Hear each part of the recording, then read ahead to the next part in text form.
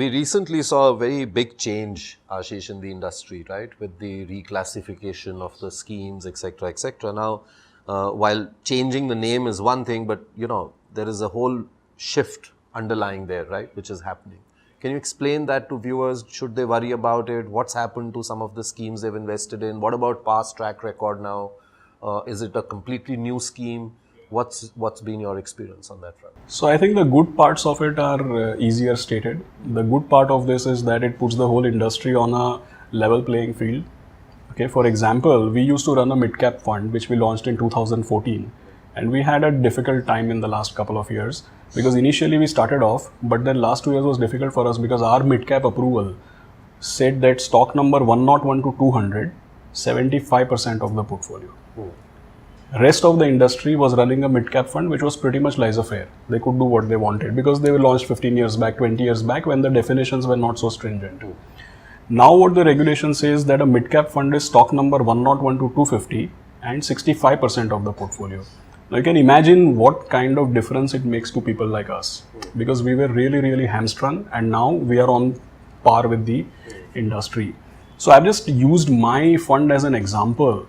But the fact is that it now enables apples and apples comparison. In the past, we were comparing wrong things. That's the best part of it. Second, it makes the choices of funds a bit straitjacketed. So investors can decide that, okay, these are all mid-cap funds. I need to pick 2 of them. This is a mid-cap fund. I need to pick 2 of them and they're done. Previously, it was very confusing for people to be able to pick. So these are the good parts of the regulation. The negative part of the fallout is that any which way when this regulation got into implementation, there was a bit of a meltdown in the small cap market and a bit of changes in the macros. Now, as a result, what has happened? As a result of the regulation, what has happened is that my sense out of the 8 lakh crores of equity assets, roughly 7.25 to 7.5 lakh crores has been pushed into top 250 stocks by market cap. And it has left a big vacuum in what is the so-called small and mid cap space. Because as per this regulation, mid cap ends at about 11,000 crores. Between 10 to 11,000 crore mid cap ends. Below that, everything is small cap. So that definitely creates a vacuum. We don't have prevalence of small cap funds. Barring 2 or 3, I can't think of many.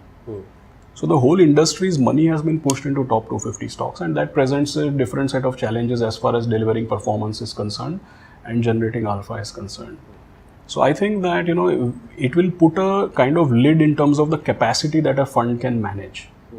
That's a good fallout and a not so great fallout because it impacts scalability of products, but on the other hand, it enables fair measurement.